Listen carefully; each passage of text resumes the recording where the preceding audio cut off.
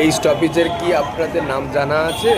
যদি এই স্টপেজের নাম জানা থাকে বা এই লোকেশনটা কোথায় যদি জানা থাকে একটু কমেন্ট করে জানাবেন তো আমাকে।